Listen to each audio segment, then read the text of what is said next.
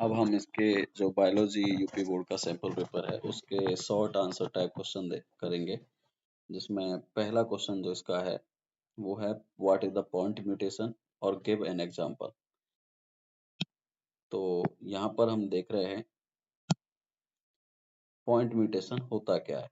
तो इसमें ये होगा कि म्यूटेशन का मतलब होता है बदलाव, एक तरह से जो डीएनए में खासकर होता है। तो वही हमें पढ़ रहे हैं कि म्यूटेशन अराइज होता है, मतलब बनता है due to the change in the single base pair of DNA. DNA के पास जो बेस पेयर होगा उसका सिंगल अकेला अगर उसमें बदलाव होता है, उसके कारण जो म्यूटेशन होगा उसी को क्या कहेंगे, पॉइंट म्यूटेशन कहेंगे। जो कि इसका एग्जांपल हम बात करते हैं तो सिकल सेल एनीमिया एक डिसऑर्डर है जो इसके अंदर रखा जाता है। इसके बाद बात करते हैं, हमसे पूछा गया है जो ह्यूमन जीनोम प्रोजेक्ट है उसकी दो करेक्टरिस्टिक्स बतानी है। तो यहाँ पर वैसे बहुत सारी करेक्टरिस्टिक्स हैं जो आपने करनी है यहाँ पर। तो यहाँ में से आप कोई भी दो आप बता सकते हैं। जैसे एक है ह्यूमन जीनोम में 3164 बिलियन बेस पेयर होते हैं, और एक एवरेज जीन होता है उसमें 3000 बेसेस होते हैं, बट इनकी जो साइज है वो अलग अलग होती है। जिसमें बता रहे हैं कि एक ऐसा ह्यूमन जीन है जो लार्जेस्ट है जिसका नाम है डिस्ट्रोफिन, जिसमें बेस पेयर होते हैं कितने, 2.4 मिलियन बेस पेयर अकेले जीन में ही है, इसलिए इसको लार्जेस्ट जीन भी कहा जाता है। एक अलग ये भी दे सकते हैं आप कि 2% से जो कम जीनोम है वो प्रोटीन को कोड करता है। तो उनमें से कोई भी आप दो दे सकते हैं, तो जो आपके पास तीन है। इसके बाद एक क्वेश्चन है कि वन बैक्टीरियम वन फंगस जो बायोलॉजिकल कंट्रोल एजेंट का काम करता है, बायोलॉजिकल कंट्रोल ऑफ डिसीज के रूप में। तो यहाँ पर हम बात कर रहे हैं एक बैक्टीरिया का नाम बताना है और एक फंगस का बताना है। तो हमारा एक चैप्टर माइक्रोस ह्यूमन वेलफेयर है, वहां पर एक टॉपिक पढ़ते हैं बेसिलस thuringiensis जो कि एक बैक्टीरिया का नाम है, और ट्राइकोडर्मा स्पीसीज जो कि फंगस है। इन दोनों का इस्तेमाल बायोलॉजिकल कंट्रोल ऑफ डिसीज के लिए किया जा सकता है या बायो कंट्रोल एजेंट के रूप में कर सकते हैं।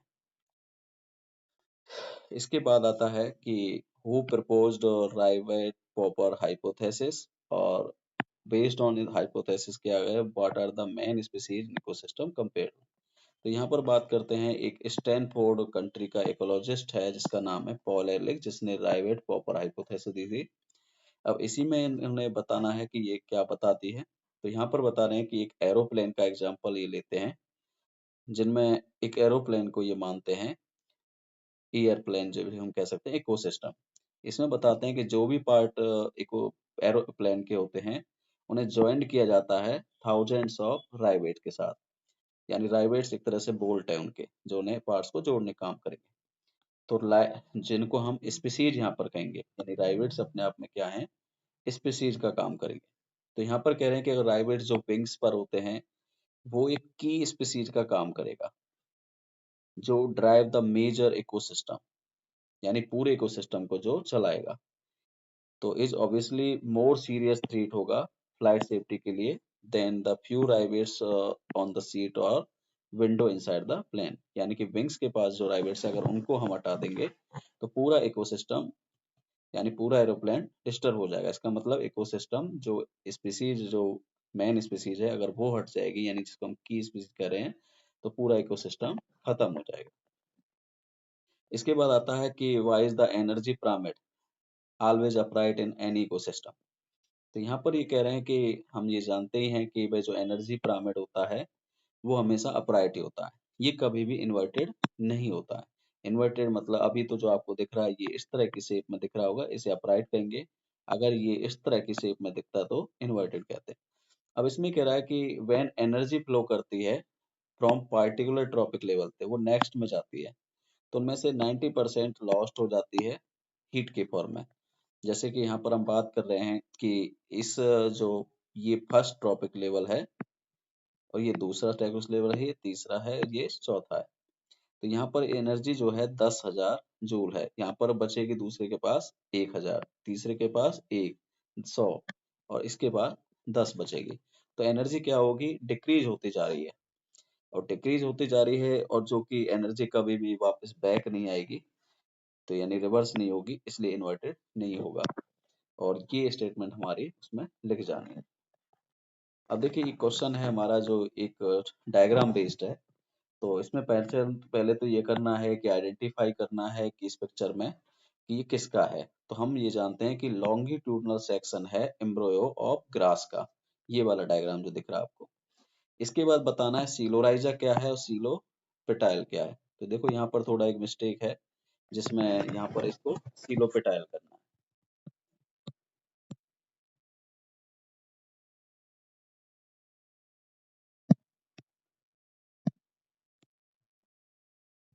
तो यहाँ पर आपने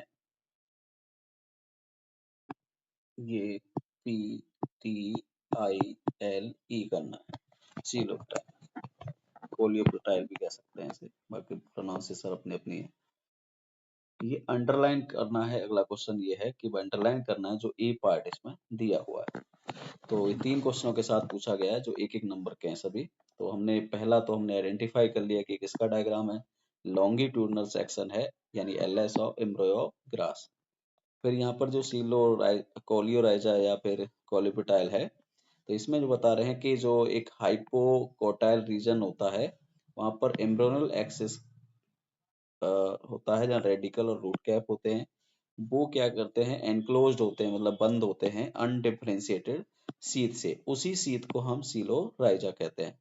और कोलियोपेटाइल जो होगा वो क्या होगा कि एपिकोटाइल जो रीजन होता है एम्ब्रियोनल एक्सिस में, वहां पर सूट एपेक्स होता है और एक लीफ प्राइमोर्डिया होता है जो एनक्लोज किया जाता है यानी बंद किया जाता है हॉलो फोलियर स्ट्रक्चर के द्वारा। तो इस हॉलो फोलियर स्ट्रक्चर को बोला जाता है कोलियोपेटाइल। इसके बाद हमने जो डायग्राम की बात करी तो इसमें ये रीजन जो है स्क्यूटेलम के नाम से होता है, जिसे हम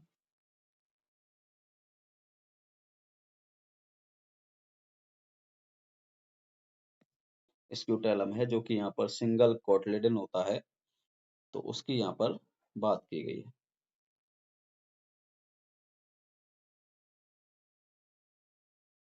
इसके बाद यहाँ पर आपका एक क्वेश्चन है, ये फोर्थ है, ये आपका मतलब आपका फोर्थ का ए कंप्लीट हुआ है, ए के अंदर थर्ड क्वेश्चन।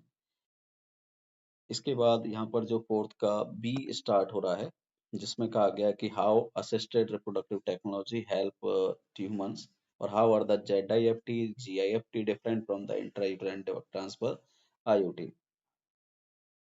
तो इसमें पहली बात तो ये ध्यान रखिए असिस्टेड रिप्रोडक्टिव टेक्नोलॉजी होती क्या है। तो ये है कि जो कपल्स मैरिड हैं और उन पे बच्चे नहीं होते हैं, यानी चाइल्ड चिल्ड्रन नहीं होते हैं, तो उनको आर्टिफिशियल तरीके से या एक अलग तरीके से चिल्ड्रन उन्हें प्रोवाइड करवाए जा सकते हैं। तो the couples could be assisted to have children through the certain special technique, जिसे हम कहेंगे असिस्टेड रिप्रोडक्टिव टेक्नोलॉजी। इनके द्वारा हम उन्हें प्रोवाइड करवा सकते हैं। अब इनमें होता क्या है ये चीज हमें देखनी है। जैसे इसमें बात कर रहे हैं इन विट्रो फर्टिलाइजर, यानी इसमें क्या होता है आउटसाइड द बॉडी फर्टिलाइजेशन होता है। फर्टिलाइजेशन का मतलब आप जानते हैं कि मेल और फीमेल गैमेट के जुड़ने को कहते हैं। वो ऑलमोस्ट सिमिलर कंडीशन में रखा जाता है जैसे बॉडी के अंदर होती है। और उसके बाद वहां पर एम्ब्रॉयडरी ट्रांसफर होता है, जिसमें आप ZIFT और IUT करते हैं। जेड का मतलब होता है जाइगोट, आई का मतलब इंट्रा, और एफ का मतलब फैलोपियन और टी का मतलब ट्रांसफर। और यहाँ पर IUT का मतलब होता है इंट्रा यूट्राइन ट्रांसफर।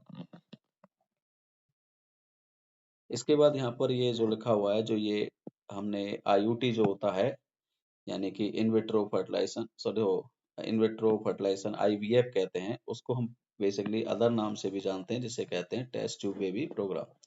इसमें क्या होता है ओवा जो कि फीमेल गैमेट कंसीडर होता है, उसे वाइफ या डोनर फीमेल से लिया जाता है और स्पर्म लिया जाता है हस्बैंड या फिर डोनर मेल से। उसे कलेक्ट करके इंड्यूस कराया जाएगा यानी उनको आपस में जोड़ा जाएगा जाइगोट, जो कि स्टूमुलेट साइमुलेटेड कंडीशन दी जाएगी लेबोरेटरी के अंदर। तो लैब के अंदर ये चीज होगी, ना कि किसी लिविंग बींग्स के अंदर। केवल लिविंग बींग से गैमीट्स लिए जाएंगे। यहाँ पर जाइगोट इंट्राफैलोपियन ट्रांसफर है। इसमें क्या होता है कि जाइगोट हो या फिर अर्ली एम्ब्रियो, जिसको हम बोलते हैं अप टू 8 ब्लास्टोमिया, यदि यहाँ तक होगा तो उसको ट्रांसफर कर देंगे फैलोपियन ट्यूब में। तो इसी को कहेंगे हम जाइगोट इंट्रा फैलोपियन ट्रांसफर। इसके बाद इंट्रा यूट्राइन ट्रांसफर, जिसमें क्या होता है, जो एम्ब्रॉय अगर 8 ब्लास्टोमियर से ज्यादा होता है, मतलब साइज ज्यादा बड़ी हो जाती है, उसमें नंबर बढ़ जाते हैं ब्लास्टोमियर के, तो उसको हम फिर यूट्रस में इम्प्लांट करेंगे, फिर वो फर्दर डेवलपमेंट वहां पर करता रहेगा। तो ये तो हो गया आईयूटी। लेकिन जो गैमीट इंट्राफैलोपियन ट्रांसफर है, इसमें ट्रांसफर होता है ओवम का, जो कि ओनर से कलेक्ट किया जाता है, डोनर से कलेक्ट किया जाएगा, फैलोपियन ट्यूब में इंसर्ट किया जाएगा। तो जो गैमीट अगर लिया जाएगा तो फैलोपियन ट्यूब में दे रहे हैं किसी दूसरी फीमेल से लेकर, यानी एक फीमेल जो गैमीट नहीं बना सकती है उसके अंदर इंसर्ट किया जाएगा किसी दूसरे से लेकर के। तो इसको कहते हैं गैमीट इंट्रा फैलोपियन ट्रांसफर। या इसमें लिखा भी है कि एक मेथड है जो which who can not produce one, यानी जो फीमेल नहीं बना सकती और उसके अंदर दूसरे से किसी डोनर से एग लेकर के अंदर इंसर्ट कर सकते हैं, लेकिन वो सुटेबल कंडीशन दे सकती है फर्टिलाइजेशन के लिए और फर्दर डेवलपमेंट के लिए। तो एम्ब्रॉय जो फॉर्म हो रहा है इसमें इस तरह से, मतलब अंदर फीमेल के बॉडी के अंदर ही फर्टिलाइजेशन करवाया जा रहा है, तो उसे इन वीवो फर्टिलाइजेशन कहते हैं। अगर वो मदर बॉडी से बाहर लैब के अंदर करवाया जाए तो इन विट्रो कहा जाता है। अब देखिए ये हमारे पास फोर्थ का सी है। एक क्वेश्चन है, बड़ा पैराग्राफ बेस्ड है एक तरह से। तो यहाँ पर कुछ इन्फॉर्मेशन दी है, जैसे आरएनए एक फर्स्ट जेनेटिक मटेरियल है, बिल्कुल सही है। ये क्वेश्चन हमारे और भी तरीके से आ सकते हैं कि एमसीक्यू बेस्ड में पूछा जा सकता है कि पहला जेनेटिक मटेरियल होता है ये कौन सा होगा, तो आरएनए बताएंगे। अब इसमें कुछ इन्फॉर्मेशन दी है इसके बारे में, जैसे कि एम्पल एविडेंस है, जो एसेंशियल प्रोसेस होती है लाइफ की उनको करवाते हैं, जैसे कि मेटाबॉलिज्म है, ट्रांसलेशन है, बॉन्डिंग है, जो कि आरएनए के चारों तरफ ही चलती है। आरएनए को कैटलिस्ट कहा जाता है एलोंग विद जेनेटिक मटेरियल। ये कैटलिस्ट भी है और जेनेटिक मटेरियल है। और सम इम्पोर्टेंट बायोकेमिकल रिएक्शन जो होती हैं बायोलॉजिकल सिस्टम के अंदर, वो आरएनए कैटलिस्ट के द्वारा होती हैं या प्रोटीन एंजाइम के द्वारा होती हैं। लेकिन इसमें ये कहा है कि नो रोल इन दिस, यानी कि जो जेनेटिक मटेरियल यानी आरएनए इसमें काम कर रहा होगा इस बायोकेमिकल प्रोसेस में, तो उसमें प्रोटीन वाले एंजाइम काम नहीं करेंगे, उसमें आरएनए वाले करेंगे। आरएनए एक एक्टिव कैटलिस्ट माना जाता है, बट अनस्टेबल होता है। फॉर दिस रीजन, इसी कारण, for this reason DNA evolve from chemical modification of RNA. इसी वजह से जो आरएनए एक अनस्टेबल होता है, क्योंकि वो किसी और दूसरे में भी बदल सकता है, जैसे कि यहाँ पर आरएनए से डीएनए बन जाता है, जिसमें केमिकल मॉडिफिकेशन होता है, जिसको हमने पढ़ा भी है, जिसकी वजह से मोर स्टेबल हो जाता है। डीएनए रेजिस्ट करता है चेंज को, जो ड्यू टू डबल स्टैंडर्ड होते हैं, मतलब कहने का जो भी बदलाव है इसके डबल स्टैंडर्ड डीएनए में, वो रेजिस्ट किए जाते हैं डीएनए के द्वारा, इसलिए इसको स्टेबल भी कह सकते हैं। और कंप्लीमेंट्री जो स्ट्रैंड है वो इसके अंदर होंगे, यानी कि ए के सामने टी होगा, टी के सामने ए, और जी के सामने सी, और सी के सामने जी होगा। और ये डेवलपमेंट प्रोसेस जो रिपेयरिंग की है उसे भी करते हैं। अब यहाँ पर उसी पैराग्राफ से जो क्वेश्चन है, जैसे कि पूछा गया है कि वाई द आरएनए को फर्स्ट जेनेटिक मटेरियल क्यों कहा जाता है। आरएनए को फर्स्ट जेनेटिक मटेरियल कहते हैं, देयर इज नाउ एम्पल, यानी उसी पैराग्राफ में से हम ये क्वेश्चन आंसर दे सकते हैं। मेटाबॉलिज्म, ट्रांसलेशन, बॉन्डिंग, ये सभी हमारी आरएनए के चार तरफ ही होती हैं, और ये सबसे पहले वहां पर फाइंड आउट होती है। इसके बाद डीएनए कंसीडर होता है मोर स्टेबल देन आरएनए। तो इसके दो रीजन है यहाँ पर। एक तो ये हो गया कि सेकंड ओएच ग्रुप एब्सेंट होता है डीएनए में, जो कि एक लेस रिएक्टिव है, इसकी वजह से ये मोर स्टेबल होता है। फिर एक थायमीन होता है यूरासिल की जगह पर, जो इसको स्टेबिलिटी प्रोवाइड करता है। इवोल्यूशन जो है डीएनए का केमिकल मॉडिफिकेशन से वो क्यों हुआ है। डीएनए जो केमिकल मॉडिफिकेशन है वो मेकिंग इट मोर स्टेबल करने के लिए हुआ है, जो कि रेजिस्ट करेगा किसी भी तरह के चेंज को डबल स्ट्रैंड डीएनए में, कम्प्लीमेंट्री स्ट्रैंड में, या फिर रिपेयरिंग प्रोसेस में, यानी कि उनमें बदलाव नहीं होगा, जो जैसा है वैसा ही रहेगा।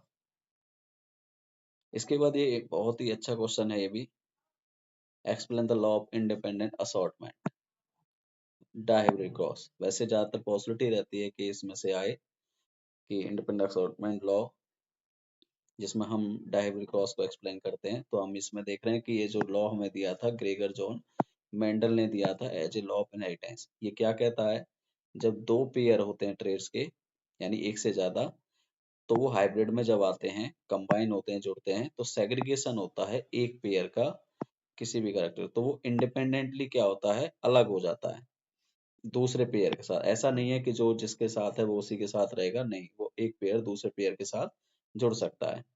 और ये डायब्रिक क्रॉस क्या होता है, जिसमें दो जीन या फिर दो कॉन्ट्रास्टिंग पेयर की स्टडी करते हैं।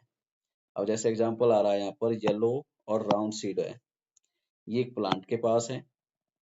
दूसरा है इसके अपोजिट में ग्रीन और रिंकल्ड है, इनको आपस में क्रॉस किया है, तो हमने यहाँ पर इसके फिनोटाइप लिखे हैं, जो कि येलो और राउंड सीड होगा, ग्रीन और रिंकल्ड सीड होगा।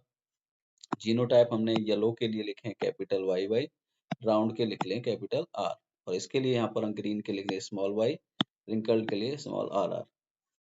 गैमीट जो है, इनके गैमीट बनाने के लिए करेंगे, इन दोनों में से एक लेंगे और इन दोनों में से एक लेंगे, तो हमारे पास बनेगा capital R, capital Y, capital R. ऐसे ही सेम इसमें इन दोनों में से एक लिया जाएगा, इन दोनों पेयर में से एक लिया जाएगा, तो हमारे पास बनेगा small R, sorry small Y small R. तो इन दोनों को जब जोड़ेंगे तो हमारे पास, ध्यान रखिएगा, जो y वाले हैं वो y के साथ होने चाहिए और r वाले r के साथ। तो यहाँ पर ये है कि इसका ये कैपिटल Y, इसका स्मॉल y आ जाएगा, तो हमारे पास ये बनेगा। ये कैपिटल R है, इसका स्मॉल r आ जाएगा, तो ये वाला बनेगा। तो यानी सारी जनरेशन हमें इसी की मिलेंगी F1 में। तो यानी कि ऑल हेटेरोजाइगस या हाइब्रिड येलो राउंड सीड हम इसे कह सकते हैं। फिर इसके बाद हम बात करते हैं इनकी सेल्फिंग की, यानी इन्हीं जो इस तरह का जीनोटाइप रख रहे हैं या फिनोटाइप है, उसी को आपस में क्रॉस कराएंगे, तो उसे हम सेल्फिंग कहेंगे। जैसे यहाँ पर hybrid yellow round seed plant को हाइब्रिड येलो राउंड सीड कर रहे हैं, और जीनोटाइप भी यही सेम है। अब इनमें चार टाइप के गैमीट इनके बनते हैं, एक तो capital Y capital R, capital Y small R, capital small Y capital R, और स्मॉल वाई स्मॉल आर। ये भी सेम इसके इसे बनेंगे। उसको इस तरह से अरेंज करेंगे कि एक टेबल हमने बना ली है जो इस तरह से हमारी रहनी है, और ये हमारे हो गए। तो इसमें इस वाले एरिया में ऊपर यहाँ गैमीट्स लिख दिए, और ये हमने उसको उसके पॉसिबल वो लिखेंगे। तो इस वाले में हमने ये वाले गैमीट हो गए, ये दूसरे वाले के हो गए यहाँ पर। फिर इसके बाद यहाँ पर ये दूसरा हो गया इसका, जैसे ये इसका हो गया, तो इनको आपस में ऐसे लिख देंगे, यानी एक पेरेंट्स के यहाँ पर गैमीट लिखे जाएंगे और एक पेरेंट्स के इधर, फिर इनको जोड़ा जाएगा। ये ध्यान रखिएगा, y के साथ y होगा, और उसमें भी कैपिटल अगर है तो पहले कैपिटल फिर स्मॉल बाद में, अगर वो कैपिटल है तो कैपिटल ही रहेगा, स्मॉल पहले नहीं लिखेंगे। थोड़ा सा एक रूल के साथ इसे करते हैं, जैसे यहाँ पर हमने ये बनाया कैपिटल वाई स्मॉल वाई, अगर आर है तो उसमें भी कैपिटल आर पहले और आर बाद में रहेगा। सेम लेटर साथ में होंगे, ऐसा नहीं करेंगे कैपिटल वाई और आर ऐसे किया, कैपिटल वाई स्मॉल आर ऐसे किया, नहीं, ये सही तरीका नहीं होगा। जो सेम लेटर है सेम के साथ रहना चाहिए। इसमें हमने कुछ सिंबल यूज किए हैं, जैसे आप सर्कल के अंदर 1 किया है, तो यानी कि ये एक करेक्टर को शो करेगा। फिर सर्कल के अंदर माइनस किया है, ये अलग करेक्टर को करेगा। फिर एक डार्क सर्कल किया है, ये अलग करेक्टर करेगा, और एक ये सर्कल ओनली जो कि किसी तरह फिल नहीं, तो ये अलग करेगा। जैसे यहाँ पर हम यहाँ पर बता रहे हैं येलो और राउंड सीड, ये होगा जो कि 9 बनेंगे, कैलकुलेशन कर सकते हैं इस तरह की, 1 2 3 4 5 6 7 8 9, ये 9 बनते हैं सबसे ज्यादा।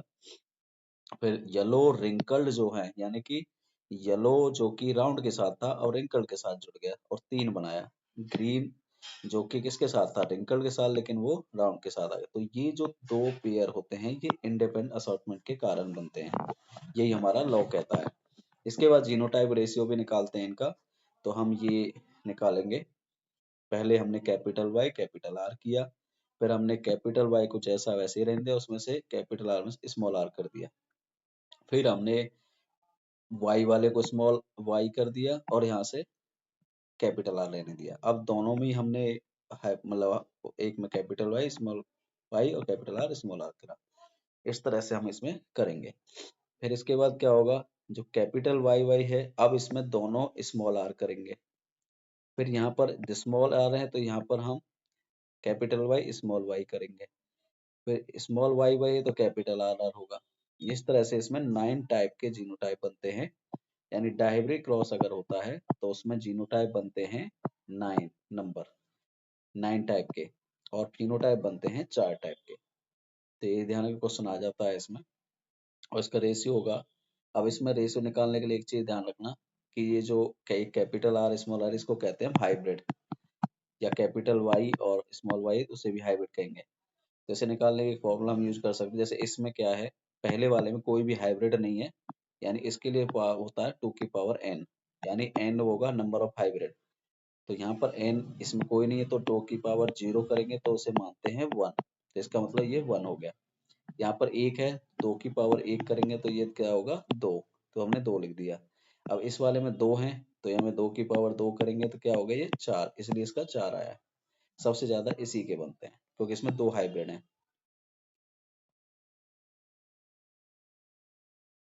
तो इस तरह से ये क्वेश्चन हो जाते हैं। तो ये हमारे जो थे शॉर्ट आंसर टाइप पहले हैं जो इम्पोर्टेंट क्वेश्चन के साथ हैं, तो ये हमारे सॉल्व हो गए।